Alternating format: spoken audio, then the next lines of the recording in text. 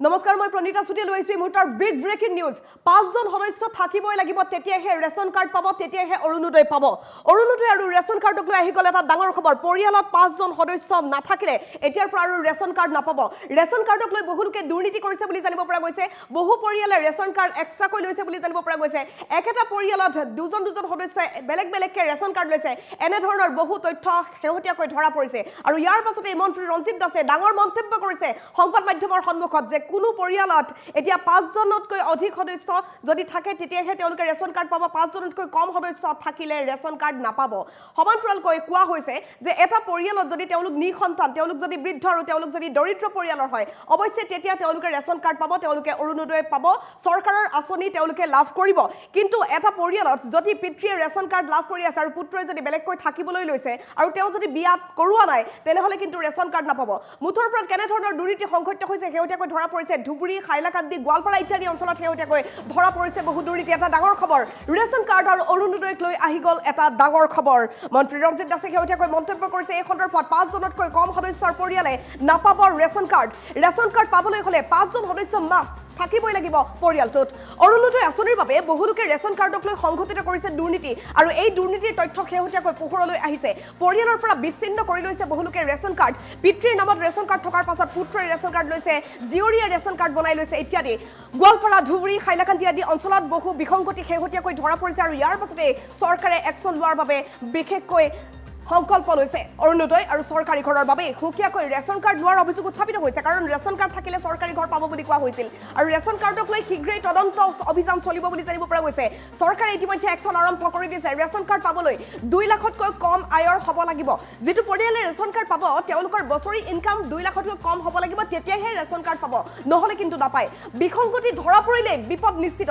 যদি বিসংগতি ধৰা পৰে, কোনোবাই যদি জালিয়াতি কৰি ৰেচন কাৰ্ড লাভ কৰিছে বুলি গম পায়, তেনেহ'লে লগে লগে তেওঁৰ বিৰুদ্ধে লোৱা হ'ব বিভাগীয় ব্যৱস্থা। ৰেচন কাৰ্ড আৰু অৰুণোদয় আঁচনিক লৈ এটা ডাঙৰ খবৰ এই মুহূৰ্তত আমি লাভ কৰিছোঁ। 5জনতকৈ কম সদস্যৰ পৰিয়ালে এতিয়াৰ পৰা ৰেচন কাৰ্ড নাপাব। পৰিয়ালটোত 5জন সদস্য থাকিবই লাগিব, পিতৃ, মাতৃ, কন্যা, জীয়ৰী ইত্যাদি ইত্যাদি, তেওঁলোকৰ সন্তানসহ মুঠ 5জন সদস্য পৰিয়ালটোত থাকিব লাগিব। অৱশ্যে দৰিদ্ৰ এটা পৰিয়াল, তেওঁলোকৰ যদি সন্তান নাই, তেওঁলোক যদি বৃদ্ধ হৈ গ'ল, তেওঁলোক যদি নিসন্তান, তেওঁলোকে অৱশ্যে ৰেচন কাৰ্ড লাভ কৰিব। অৱশ্যে তেওঁলোক দৰিদ্ৰ হ'ব লাগিব। গোৱালপাৰা, ধুবুৰী, হাইলাকান্দি অঞ্চলত শেহতীয়াকৈ বহু বিসংগতি ধৰা পৰিছে বুলি জানিব পৰা গৈছে, বহু তথ্য লাভ কৰিছে। আৰু ইয়াৰ পাছতে একশ্যন মোডত চৰকাৰ। অৰুণোদয় আৰু ৰেচন কাৰ্ডক লৈ বিশেষ তদন্ত কৰাৰ বৰ্তমান তেওঁলোকে হুংকাৰ দিছে। ৰেচন কাৰ্ডক লৈ শীঘ্ৰেই তদন্ত চলিব বুলি উল্লেখ কৰিছে। বিশেষ অভিযানৰ বাবে ইতিমধ্যে সকলো প্ৰস্তুতি সম্পূৰ্ণ কৰিছে চৰকাৰে। ৰেচন কাৰ্ড পাবলৈ হ'লে 2 লাখতকৈ কম আয়ৰ হ'ব লাগিব। বছৰি ইনকাম 2 লাখতকৈ বেছি হোৱাৰ লগে লগে কিন্তু ৰেচন কাৰ্ড লাভ নকৰে। বিসংগতি যদি ধৰা পৰে, তেনেহ'লে বিপদ নিশ্চিত। তেওঁৰ ইনকাম টেক্সত কেনেধৰণে তেওঁ টকা দি আছে, তেওঁৰ কিমান ইনকাম, সকলোবোৰ চোৱা হ'ব। যদিহে তেওঁ 2 লাখতকৈ বেছি টকা পাই আছে, ভুলতো ৰেচন কাৰ্ড নাপায়। যদিহে পৰিয়ালটোত 5জন সদস্য নাই, ভুলতো ৰেচন কাৰ্ড নাপায়। 5জনতকৈ কম সদস্যৰ পৰিয়ালে ৰেচন কাৰ্ড নাপাব বুলি এই মুহূৰ্তত ডাঙৰ মন্তব্য কৰিছে মন্ত্ৰী ৰঞ্জিত দাসে। অৰুণোদয় আঁচনিৰ বাবে বহু লোকে ৰেচন কাৰ্ড লৈ সংঘটিত কৰিছে দুৰ্নীতি। বহু লোকে ৰেচন কাৰ্ড বনাই লৈছে এক্সট্ৰাকৈ, কাৰণ ৰেচন কাৰ্ড থাকিলেই বহু সুবিধা লাভ কৰাৰ কথা যিহেতু চৰকাৰে উল্লেখ কৰিছিল। মুখ্যমন্ত্ৰী ডক্টৰ হিমন্ত বিশ্ব শৰ্মাই শেহতীয়াকৈ উল্লেখ কৰিছিল সকলো জনসাধাৰণৰ বাবে, যিসকলৰ ৰেচন কাৰ্ড আছে তেওঁলোকে অৰুণোদয় পাব, যিসকলৰ ৰেচন কাৰ্ড আছে তেওঁলোকে বিশেষ সুবিধা লাভ কৰিব, চৰকাৰী বহু আঁচনিৰ সুবিধা লাভ কৰিব। আনকি চৰকাৰী ঘৰৰ ক্ষেত্ৰতো ৰেচন কাৰ্ড থকাটো বাধ্যতামূলক কৰি দিয়া হৈছিল যিহেতু, আৰু চৰকাৰী ঘৰ লাভ কৰিবৰ বাবে বহু লোকে ৰেচন কাৰ্ড এক্সট্ৰাকৈ বনাই লৈছিল। একেটা পৰিয়ালতে 2খন-3খন ৰেচন কাৰ্ড আছে বুলি জানিব পৰা গৈছে। এতিয়াৰ পৰা কিন্তু আৰু এনেকৈ নচলিব। ৰেচন কাৰ্ড লাভ কৰিবলৈ হ'লে 2 লাখতকৈ কম আয় হ'ব লাগিব বছৰি ইনকাম। সমান্তৰালকৈ পৰিয়ালটোত 5জন সদস্য মাষ্ট থাকিবই লাগিব। বিসংগতি ধৰা পৰিলে বিপদ নিশ্চিত বুলি উল্লেখ কৰিছে মন্ত্ৰী ৰঞ্জিত দাসে। কি কৈছে শুনাব বিচাৰিম। মুখ্যমন্ত্ৰী ডাঙৰীয়াই বা আমাৰ চৰকাৰে কৈছিলে যে ৰেচন কাৰ্ড যিসকলৰ আছে তেওঁলোকে অৰুণোদয় পাব বুলি কৈছিলে, আৰু সেইটোৰ সুযোগ লৈ পেলাই ঠাই বিশেষকৈ ধুবুৰী অঞ্চলত বা আপোনাৰ হাইলাকান্দিতে হওক বা বৰপেটাতে হওক বা এইপিনে ধৰক গোৱালপাৰাতে হওক, এনেকুৱা অঞ্চলত দেখিছোঁ যে বহুতে ৰেচন কাৰ্ড স্প্লিট কৰি পেলাই যে তেওঁলোকে দুটা পৰিয়াল তেওঁলোকে দেখাইছে। তেতিয়া এইটো স্বাভাৱিকতে এটা সন্দেহ এটা হৈছে যে এটা পৰিয়াল যে এনেকুৱা ধুবুৰী অঞ্চলৰ বা বৰপেটা বা গোৱালপাৰা অঞ্চলৰ যে এই পৰিয়ালবিলাক তাৰমানে সন্তানহীন পৰিয়াল নেকি। গতিকে মাননীয় মুখ্যমন্ত্ৰী ডাঙৰীয়াই কৈছে যে সেই পৰিয়ালবোৰ যদি সন্তানহীন, তেতিয়াহ'লে আমাৰ ক'বলগীয়া একো নাই। তেতিয়াহ'লে 2জন থাকিলেও তেওঁলোকৰ মানে পৰিয়ালক চাউলেই হওক বা অৰুণোদয় হওক যি সুবিধা পোৱাত পাবগৈ। আৰু যদি সন্তানহীন নহয় তেতিয়াহ'লে যে অৰুণোদয় স্বাৰ্থত যদি তেওঁলোকে স্প্লিট কৰি পেলাই ফেমিলি যদি তেওঁলোকে মেম্বাৰটো কমাইছে সেইকাৰণে অসম চৰকাৰে এটা ইতিমধ্যে আদেশ জাৰি কৰিছে যে অতি কমেও 5জন আমাৰ হেৰিয়া হ'ব লাগিব, পৰিয়ালৰ সদস্য হ'ব লাগিব। আৰু 5জন পৰিয়ালৰ সদস্য হ'লে আৰু তেওঁলোকৰ যদি ন্যূনতম আয় যদি 2 লাখতকৈ তলত তেতিয়াহ'লে আগন্তুক দিনত তেওঁলোকে অৰুণোদয় পাব। আৰু এই সিদ্ধান্তটো এইকাৰণে লোৱা হৈছে যিহেতু এনেকুৱাকৈ যিহেতু অসৎ প্ৰবৃত্তিৰে ৰেচন কাৰ্ড নতুনকৈ সৃষ্টি কৰিছিলে, যাৰ কাৰণে ধুবুৰীৰ এগৰাকী আমাৰ যোগান বিভাগৰ বিষয়াক ছাছপেনশ্যনো কৰা হৈছে। আৰু ইয়াৰ লগত কোন কোন জড়িত থকা আছে তাক তেওঁলোককো আমি কোচ দিয়াৰ কাৰণে ইতিমধ্যে ব্যৱস্থা কৰিছোঁ। যিহেতু মাননীয় মুখ্যমন্ত্ৰী ডাঙৰীয়াই বা আমাৰ চৰকাৰে কৈছিলে যে ৰেচন কাৰ্ড যিসকলৰ আছে তেওঁলোকে অৰুণোদয় পাব বুলি কৈছিলে।